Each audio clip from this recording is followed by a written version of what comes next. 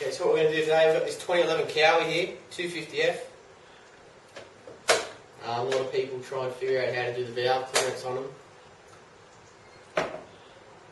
We're going to try and help you check the valves and figure out what shims we need to put in it.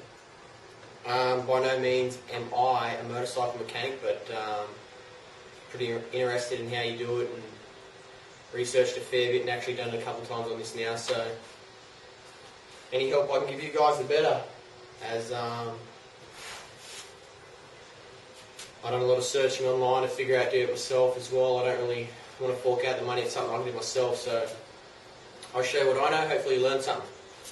For the start, we're just going to take off the seat, tank, just get everything out of the way so we can get in there to the head and take the cam cover off and have a look, check the clearances.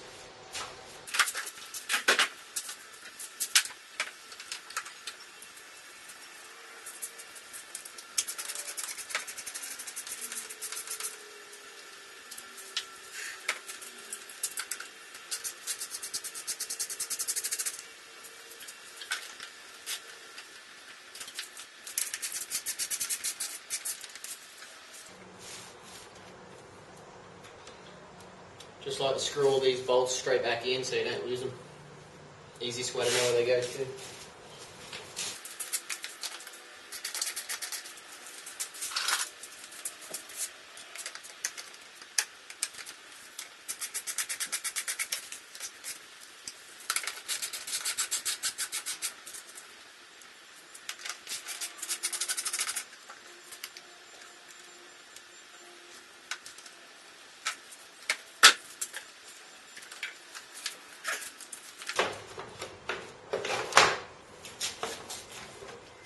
Right, so what you got here is the fuel line and the wiring to the pump.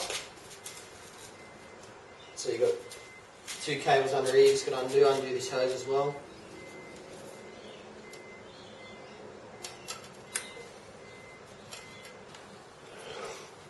Okay, so that's the fuel line we just undone. Tuck it out the road. That's actually the point where we just pull the wiring out. That's just an hour meter. Get that out the road. That's what you're left with. We'll undo those two hex points and pull that cover off.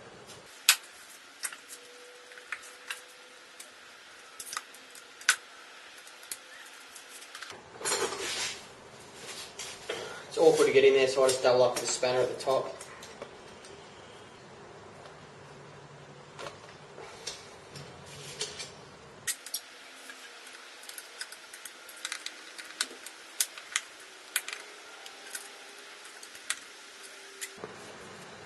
Okay, now we've got those undone.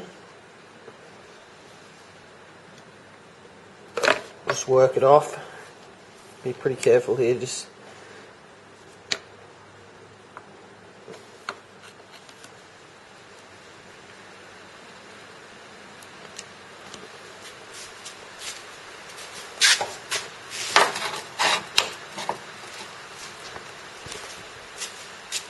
that's what we're left with.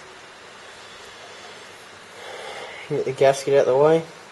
We'll just leave it on there for the moment. What we're going to do next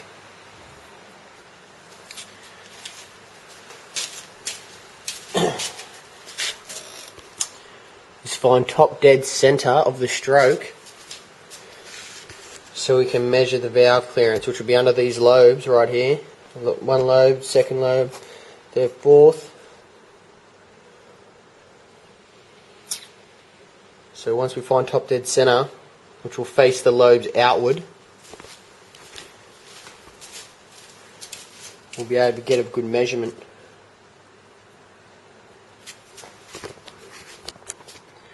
Alright, so we'll do that now. What we're going to do here,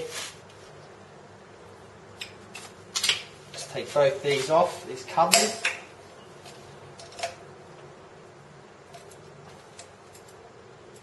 These are obviously aftermarket ones, just the hex, but you may or may not have these actual covers.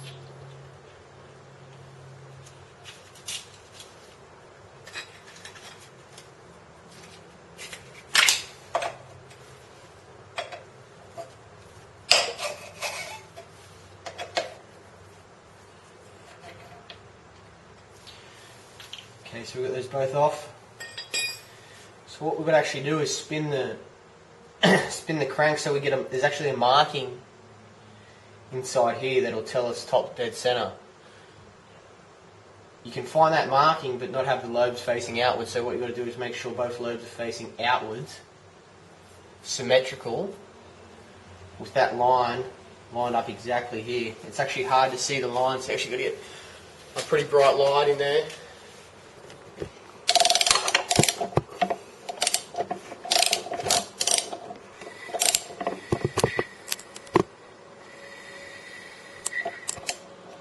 Okay, so they're pretty close to opposite right now.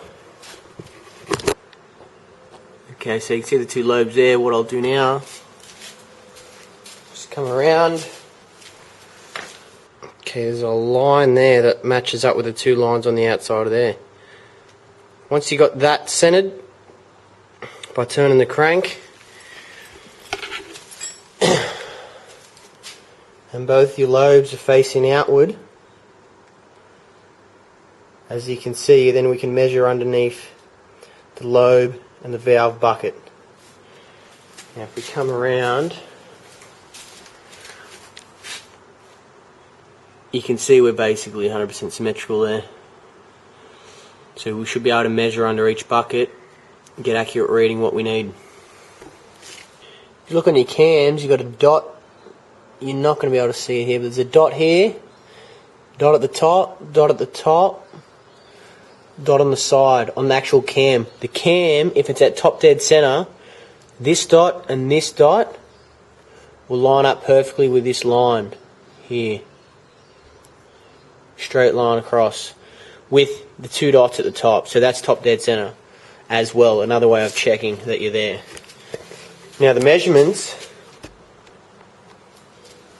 Okay, so what I do here is just get a pen and paper. Easiest way for me to do it, remember. Just mark front and back. It's good to lay it out the same as what you're looking at in the bike. So front, what you write down matches up with what you're going to measure here. The 2011 250F's 0.17 to 0.22 at the front on the exhaust side. That's our tolerances. And on the back, it's 0.10 through to 0.15. Now, different bikes, obviously different clearances. You've got to check that, make sure what you need to measure.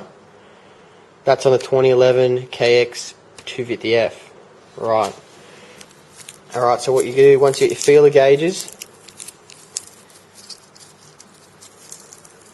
I like to start from the biggest, so 0.22, something close to a 0.22, and try and fit it in. Once I try and fit it on this outside lobe, go under the bottom here. I'm not sure if you can see it too well, but what I'll do is go underneath that lobe and measure between the lobe and the bucket. Now if a 0.22 in the front there doesn't fit, it's obviously got to be less. There's obviously a lesser gap there. If a 0.2, okay, so if a 0.22 fits, it's obviously going to be a bigger gap. So what we've got to do is crawl upward until we get to the gap that's going to be. I'll try and sit this here so we can see. One other thing you got to be careful of with the feeler gauges, especially if they're oily or wet, that you haven't got two stuck together.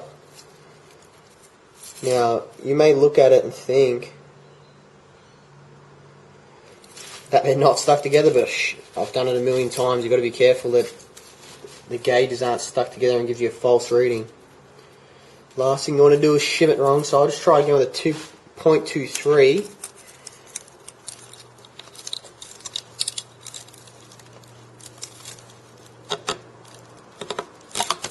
Very tight fit, but it goes, so that's probably on the outside limit of that tolerance there. What I'll do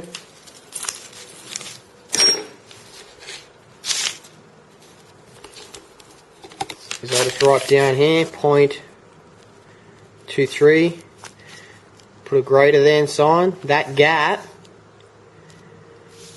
I should really put an equals there, is equal to 0.23 or greater. What's the tolerance? 0.22, so it's really, that one's out. Just. So I'll go through and I'll do all these, so I know what gaps we got, what we need to add.